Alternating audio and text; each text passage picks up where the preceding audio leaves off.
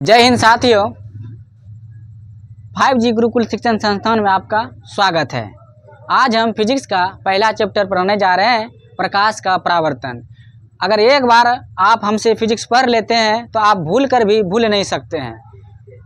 सबसे पहले हम समझेंगे कि प्रकाश क्या है।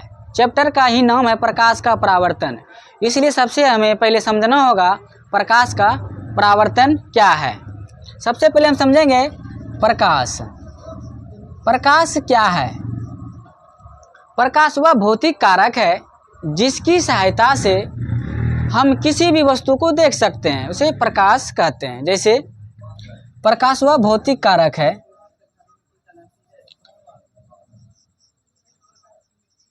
प्रकाश वह भौतिक कारक है प्रकाश वह भौतिक कारक है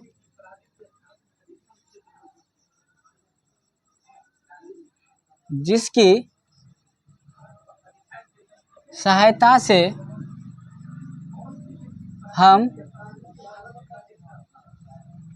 हम किसी भी वस्तु को देख सकते हैं।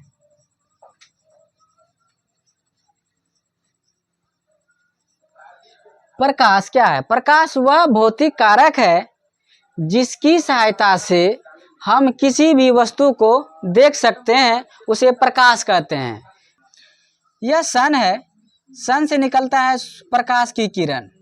और यह एक मेरे पास ऑब्जेक्ट मतलब हम समझ लिए मेरे पास एक टेबल है और यहाँ एक आई है, मतलब एक आँख है।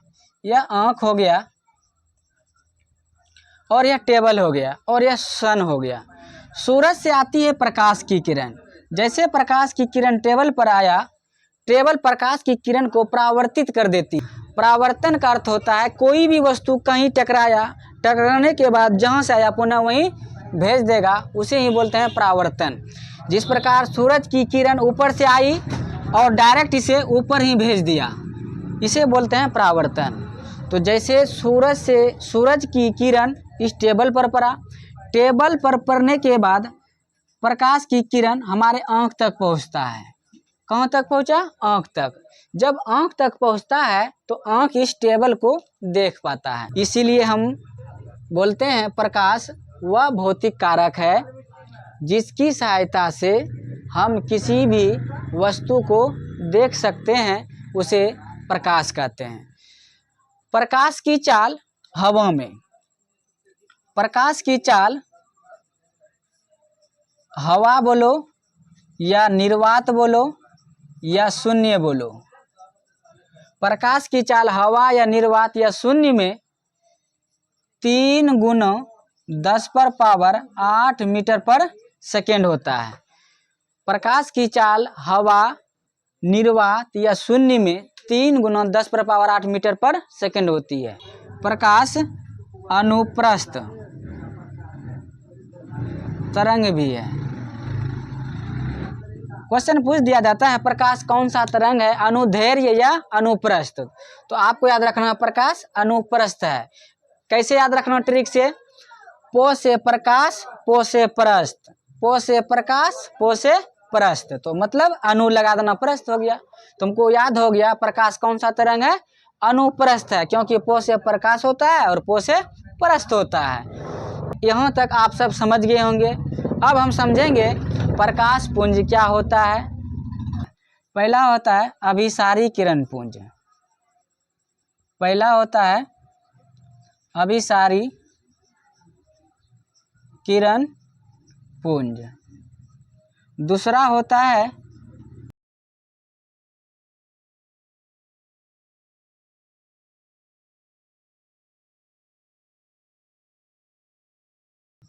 अपसारी किरण पुंज।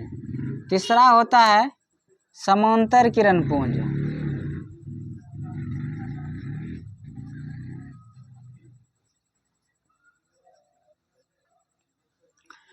पहला हुआ अभिसारी किरण पुंज, दूसरा हुआ अपसारी किरण पुंज, तीसरा हुआ समांतर किरण पुंज। अभिसारी किरण पुंज का डिफिनेशन हम समझेंगे। जब प्रकाश की किरण जब प्रकाश की किरण एक बिंदु पर आकर मिल जाती है उसे अभिसारी किरण पुंज कहते हैं। जैसे यह एक बिंदु है, इस बिंदु पर प्रकाश की किरण आकर मिल रही है, इस बिंदु पर प्रकाश की किरण आकर मिल रही है, इसे अभिसारी बोलेंगे।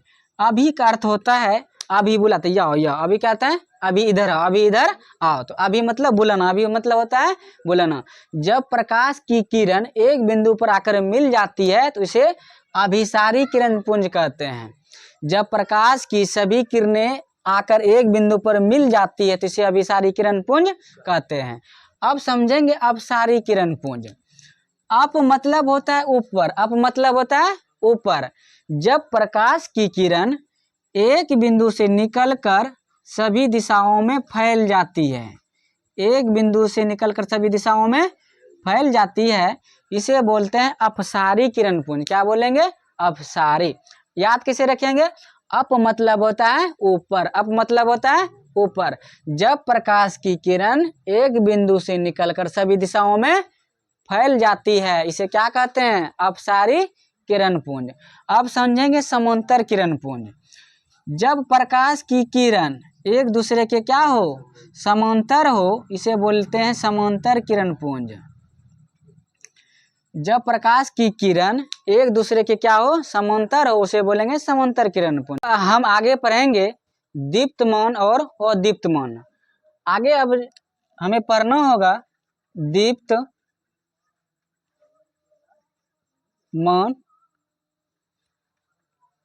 दीप्तमान और अदीप्तमान, दोनों में अंतर क्या है? दीप्तमान और अदीप्तमान। दीप्तमान का अर्थ होता है कोई भी वस्तु जो अपने अंदर से प्रकाश को निकालता हो, कोई भी वस्तु जो अपने अंदर से प्रकाश को निकालता हो उसे दीप्तमान कहते हैं। इसका डिफिनेशन इस तरीके से हो सकता है, जब कोई वस्तु अपने अंदर से प्रकाश को उत्सर्जित करता है यानी निकालता है। उत्सर्जित का अर्थ होता है निकालना। जब कोई वस्तु अपने अंदर से प्रकाश को निकालता है उसे दीप्तमान कहते हैं। जैसे सूर्य, जैसे सन हो गया, सन अपने अंदर से प्रकाश को निकालता है तो यह दीप्तमान हो गया। क्या हो गया? दीप्तमान। उसी प्रकार बल्ब,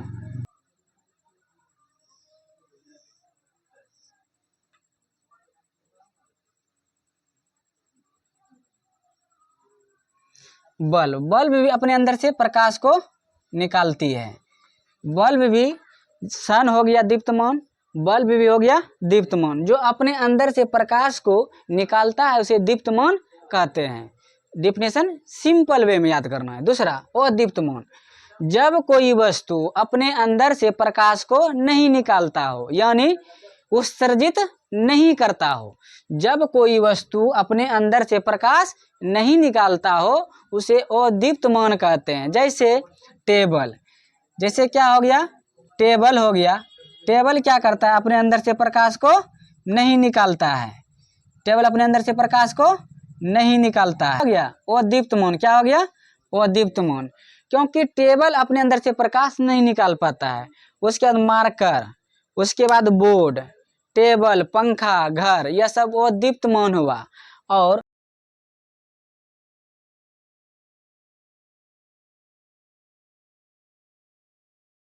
क्योंकि चंद्रमा अपने प्रकाश से प्रकाशित नहीं होता है, यह सूर्य के प्रकाश से चमकता है। जब सूर्य का प्रकाश चंद्रमा पर पड़ता है तो चंद्रमा प्रकाश को परावर्तित करती है। परावर्तित करने के बाद जब वह प्रकाश हमारे आंखों तक आता है तो चंद्रमा में लगता है कि प्रकाश है, लेकिन चंद्रमा के पास खुद का प्रकाश नहीं है। चंद्रमा जो है सूर्य के प्रकाश से चमकता है, इसलिए चंद्रमा क्या है? अदीप्तमान है। चंद्रमा क्या है? अदीप्तमान। तो डिफिनेशन हमें ऐसे बोलना है, कोई भी वस्तु या पदार्थ जो अपने अंदर से प्रकाश निकालता हो उसे दीप्तमान कहते हैं। दूसरा अदीप्तमान, जो वस्तु या पदार्थ अपने अंदर से प्रकाश को नहीं निकालता उसे अदीप्तमान कहते हैं। आशा करते हैं आप सब इस फिगर और डिफिनेशन के माध्यम से आप सबको पूरा परिभाषा याद हो गया होगा। अब हम नेक्स्ट टॉपिक पे आते हैं। प्रकाश का परावर्तन किसे कहते हैं? प्रकाश का परावर्तन किसे कहते हैं? इसे समझने के लिए सबसे पहले हमें एक डायग्राम की आवश्यकता होगी। हम डायग्राम से हम समझ जाएंगे कि यह मेरा एक समतल सतह हो गया। यह एक समतल सतह हो गया। ऊपर से जो किरण आती है उसे बोलते हैं आपतित किरण। ऊपर से जो किरण आती है उसे क्या बोलते हैं? आपतित किरण। आपतित किरण जिस सतह से टकराकर पुनः उसी दिशा में लौट जाती है इसे बोलते हैं परावर्तित किरण। एरो का निशान दिखा रहा है कि प्रकाश ऊपर जा रही है। यहाँ होता है एक आपतन बिंदु। यहाँ होता है आपतन बिंदु, जिसे हम ओ मान लेते हैं। क्या मान लेते हैं? ओ। और आने वाली किरण को बोलते हैं आपतित किरण। क्या बोलते हैं? आपतित किरण। आपतित किरण। आपतन बिंदु। आने वाली किरण को आपतित किरण, और जब आपतित किरण किसी सतह से टकराकर पुनः उसी दिशा में लौट जाती है उसे बोलते हैं परावर्तित किरण। क्या बोलते हैं? परावर्तित किरण बोलते हैं।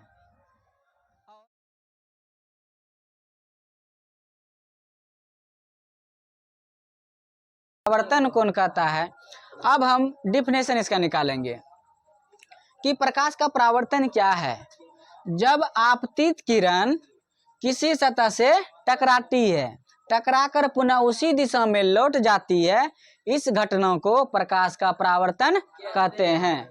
पुनः एक बार, जब आपतित किरण किसी सतह से टकराती है, टकराकर पुनः उसी दिशा में लौट जाती है, इस घटना को प्रकाश का परावर्तन कहते हैं। प्रकाश के परावर्तन के दो नियम है। कितने नियम है? दो नियम। पहला नियम है आपतित किरण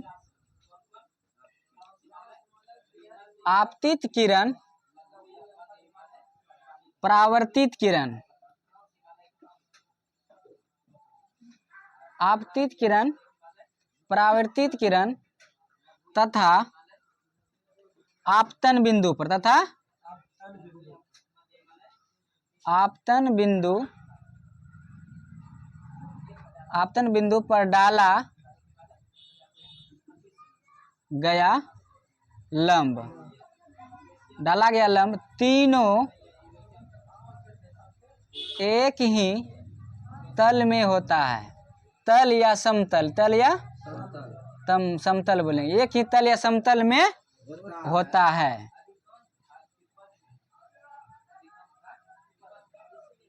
इसे बोलते हैं प्रकाश के परावर्तन का पहला नियम। पहला नियम क्या है?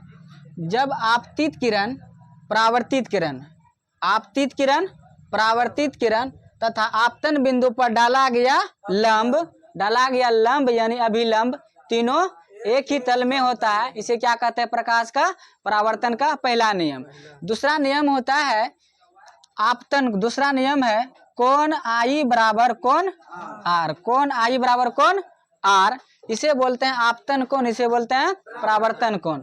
अगर आपतन कोण का मान 20 डिग्री हो, कितना डिग्री हो? 20 डिग्री, तो परावर्तन कोण का भी मान कितना हो जाएगा? 20 डिग्री, क्योंकि आपतन कोण बराबर होता है परावर्तन कोण। आपतन कोण बराबर होता है परावर्तन कोण। तो इससे हमें समझ में आ गया कि परावर्तन क्या है और इसके कितने नियम है। एक बार पुनः, जब आपतित किरण किसी सतह से टकराती है, टकराकर पुनः उसी दिशा में लौट जाती है, इस घटना को प्रकाश का परावर्तन कहते हैं। इसके कितने नियम? दो नियम। आपतित किरण, परावर्तित किरण, आपतन बिंदु पर डाला गया लंब, तीनों एक ही समतल में होता है। दूसरा, आपतन कोण, परावर्तन कोण, दोनों क्या होता है? बराबर होता है।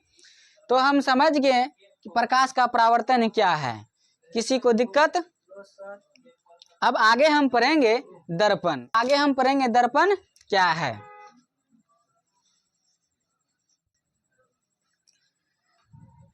दर्पण वह चिकनी या चमकीली सतह होती है जो प्रकाश को परावर्तन करता हो। क्या करता हो? परावर्तन करता हो। वह चिकनी या चमकीली सतह जो प्रकाश को परावर्तन करता हो यानी परावर्तित करती है, उसे क्या बोलते हैं? दर्पण कहते हैं।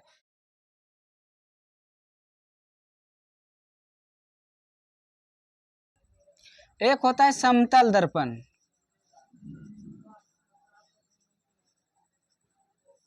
दूसरा होता है गोलीय दर्पण,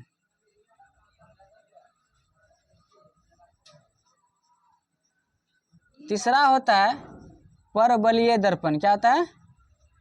परवलयीय, परवलयीय, परवलयीय दर्पण। पहला समतल दर्पण, दूसरा गोलीय दर्पण और तीसरा होता है परवलयीय दर्पण। गोलीय दर्पण को भी दो भागों में बांटा। कितने भागों में बांटा गया? दो भागों में। समतल दर्पण वह दर्पण जिसका परावर्तक सतह समतल हो, जिसका परावर्तक सतह, यह जो हम ऐसे ऐसे लकीर दे रहे हैं यह पेंट है। यह क्या है? पेंट है। दर्पण के पीछे पेंट होता है, दर्पण के पीछे पेंट होता है, यह पेंट है। वह दर्पण जिसका परावर्तक सतह क्या हो? समतल हो, उसे समतल दर्पण बोलते हैं। क्या बोलते हैं? गोलीय दर्पण। वह दर्पण जो पूर्णतः गोल हो, वह दर्पण जो पूर्णतः गोल हो उसे गोलीय दर्पण कहते हैं। अब आए परवलयीय दर्पण। वह दर्पण जो परवल के आकार का हो, वह दर्पण जो परवल के आकार को, उसे परवलयीय दर्पण कहेंगे। अब गोलीय दर्पण को दो भागों में बांटा गया है। गोलीय दर्पण को दो भागों में बांटा गया है। एक का नाम है अवतल दर्पण, दूसरा है उत्तल दर्पण। पहला है अवतल दर्पण, दूसरा है उत्तल दर्पण। जब गोलीय दर्पण को हम बीचों बीच काटते हैं, जब गोलीय दर्पण को हम बीचों बीच काटते हैं तो इससे दो दर्पण निकलता है। बीचों बीच अगर काट देते हैं तो कितना दर्पण निकलता है? दो दर्पण निकलता है।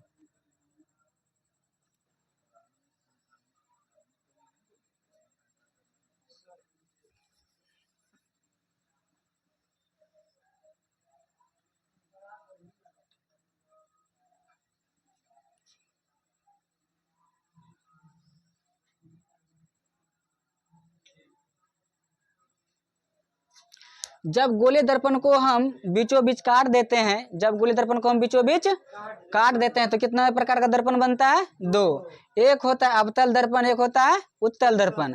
अब हमें याद कैसे करें? वह दर्पण जिसका परावर्तक सतह क्या हो? उभरा हो, उसे उत्तल दर्पण कहेंगे। क्या कहेंगे? वह दर्पण जिसका परावर्तक सतह क्या हो? उभरा हो, उसे उत्तल दर्पण कहेंगे। या दूसरे तरीके से, वह दर्पण जिसका परावर्तक सतह उभरा हो और पीछे की ओर पेंट क्या हो? क्या हो? पेंट क्या हो? इसे भी क्या बोलेंगे? उत्तल दर्पण कहेंगे। दूसरा अवतल दर्पण, वह दर्पण जिसका परावर्तक सतह क्या हो? धंसा हो, उसे क्या कहेंगे? अवतल दर्पण। क्या कहेंगे? अवतल दर्पण। वह दर्पण जिसका परावर्तक सतह उभरा, उसे उभरा, उसे उत्तल, उसे उभरा, उसे उत्तल दर्पण। जिसका परावर्तक सतह क्या हो? धंसा हो, उसे क्या बोलेंगे? अवतल दर्पण। आशा करते हैं यह टॉपिक आप सबको समझ में आया होगा। अगर कोई भी डाउट हो तो कमेंट में बताएं, मैं ज़रूर उसका सॉल्यूशन करूंगा। तो जय हिंद, जय भारत। अगला वीडियो नेक्स्ट क्लास में